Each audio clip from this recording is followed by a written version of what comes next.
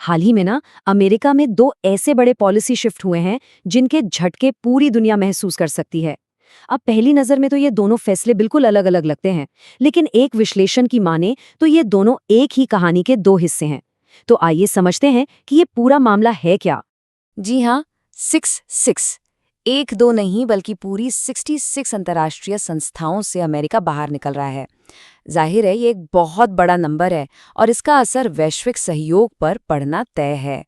और दूसरी तरफ एक ऐसा नया बिल लाने की तैयारी है जो भारत जैसे देशों से आने वाले सामान पर 500% तक का टैरिफ यानी टैक्स लगा सकता है। सोचिए 500%, ये एक जबरदस्त बढ़ोतरी है। तो आज की पड़ताल में हम क्या क्या देखने वाले हैं। सबसे पहले तो इन दोनों पॉलिसीज को अलग अलग समझेंगे। फिर हम देखेंगे कि स्रोत के विश्लेषण के मुताबिक इन दोनों का कनेक्शन तेल से कैसे है। और आखिर में हम बात करेंगे कि इसका पूरी दुनिया पर क्या असर पड़ सकता है।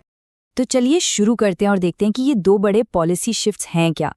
एक फैसला जो व्यापार से जुड़ा है और दूसरा अंतर्राष्ट्रीय संबंधों से। ये आखिर एक ही रणनीति का हिस्सा कैसे हो सकते हैं? चलिए सबसे पहले बात करते हैं उस 500% वाले टैरिफ की धमकी के बारे में। देखते हैं कि ये बिल आखिर है क्या और इसके निशाने पर कौन कौन से देश हैं। तो ये जो बिल है इसका नाम है सैंक्शंस ऑफ रशिया एक्ट 2025। अब जैसा कि नाम से ही थोड़ा अंदाजा लग रहा है, स्रोत के मुताबिक इसका सीधा सीधा मकसद है उन देशों पर नकेल कसना जो रूस से तेल खरीद रहे हैं। अगर ये कानून पास हो गया तो ऐसे देशों से अमेरिका में आने वाले किसी भी सामान पर 500% तक का भारी भरकम टैरिफ लग सकता है। इसे पेश करने वाले हैं अमेरिकी सीनेटर लिंडसे ग्राहम। और उनके निशाने पर कौन है? भारत, चीन, ब्राजील जैसे बड़े देश। स्रोत के अनुसार उन्हें इस बिल को पेश करने के लिए पूर्व राष्ट्रपति ट्रंप से हरी झंडी भी मिल चुकी है। लेकिन देखिए, किसी बिल का कानून बनना इतना आसान नहीं होता। एक लंबी प्रक्रिया है। इसे अभी अमेरिकी कांग्रेस के दोनों सदनों यानी सेनेट और हाउस ऑफ रिप्रेजेंटेटिव्स दोनों से पास होना होगा और उसके बाद जाकर कहीं राष्ट्रपति के दस्तखत होंगे। अच्छा, तो ये तो हुई टैरिफ की बात। अब आते हैं अमेरिका के दूसरे बड़े कदम पर, जो है 66 अंतर्राष्ट्रीय संगठनों से बाहर निकलना। और ये कोई छोटे मोटे संगठन नहीं है। यहाँ देखिए, संयुक्त राष्ट्र से जुड़ी 31 संस्थाएं, क्लाइमेट और एनर्जी से जुड़ी 17, आर्थिक विकास से जुड़ी 12, मतलब हर बड़े और अहम क्षेत्र से अमेरिका खुद को अलग कर रहा है। ये फैसला बहुत ही व्यापक है। और भारत के लिए जो सबसे चौंकाने वाली बात है वो है इंटरनेशनल सोलर अलायंस यानी ISA से अमेरिका का बाहर निकलना। और जानते हैं इसकी खास बात क्या है? स्रोत बताता है कि ISA को शुरू ही भारत ने किया था। जी, ISA का हेडक्वार्टर भी भारत के गुड़गांव में है। इसमें 120 देश शामिल हैं और इसका एक ही मकसद है, पूरी दुनिया में सोलर एनर्जी को बढ़ावा देना।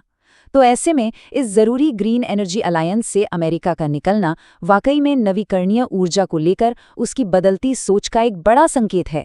और ये पॉलिसी में बदलाव सिर्फ ISA तक ही सीमित नहीं है। पेरिस क्लाइमेट डील को ही देख लीजिए। स्रोत के मुताबिक जहां बाइडेन एडमिनिस्ट्रेशन ने समझौते में वापसी की, वहीं ट्रंप एडमिनिस्ट्रेशन ने इससे बाहर निकलने का फैसला किया है। तो अब सबसे बड़ा सवाल ये उठता है कि आखिर ये सब हो क्यों रहा है? एक तरफ भारी भरकम टैरिफ और दूसरी तरफ दुनिया से किनारा। इन दोनों के बीच आखिर कनेक्शन क्या है? स्रोत का जो विश्लेषण है ना, वो इन सबके पीछे की वजह को सिर्फ 3 शब्दों में समेट देता है: ड्रिल, बेबी, ड्रिल।